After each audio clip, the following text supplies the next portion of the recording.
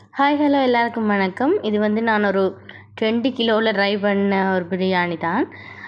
முதல்ல எண்ணெய் ஒரு 400 மில்லி லிட்டரும், நெய் ஒரு 4 டேபிள் ஸ்பூன் போட்டுட்டு, பட்டை, கிராம்பு, லவங்கம் மற்றது அந்த நட்சத்திர சோம்பு போட்டுட்டு, அதுக்குள்ளே வெங்காயத்தையும் நல்லா 800 கிராம் வெங்காயம் அதையும் போட்டு நல்லா கோல்டன் ப்ரௌன் வர மட்டும் வறுத்தினான். அதுக்குள்ளே ஒரு 800 கிராம் தக்காளியையும் போட்டு அதுக்கும் கொஞ்சம் இந்த நசிஞ்சு நல்லா பிரண்டு வார பருவத்தில் அதையும் போட்டு நல்லா வதக்கிட்டு கொஞ்சம் இடையில் கொஞ்சம் உப்பு போட்டேன் நான்.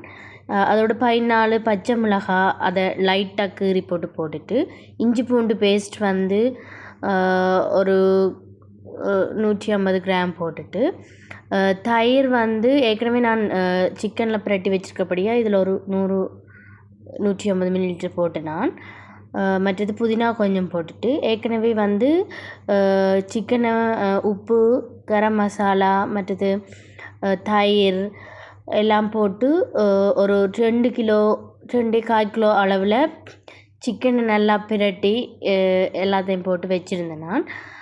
பிறகு கொஞ்சம் எங்களோட காரத்துக்கு ஏற்ற மாதிரி மிளகாத்தூளையும் போட்டுட்டு அதை நல்லா கொதிக்க விட்டேன் நான். கொதிக்க விட்டுட்டு அதுக்குள்ளே நாங்கள் ஏற்கனவே ஒரு 2 கிலோ அரிசியை ஊற வச்சுருந்தேன் நாங்கள். அந்த 2 கிலோ அரிசிக்கு வந்து எனக்கு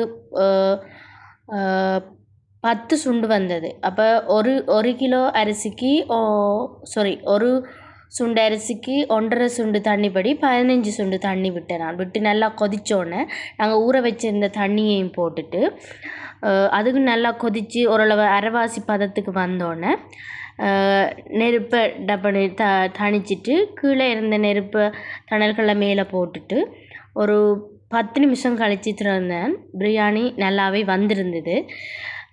சாப்பிடவும் நல்ல டேஸ்ட்டாக இருந்தது. இது நான் முதல் தடவை ட்ரை பண்ணின பல்க் பிரியாணி.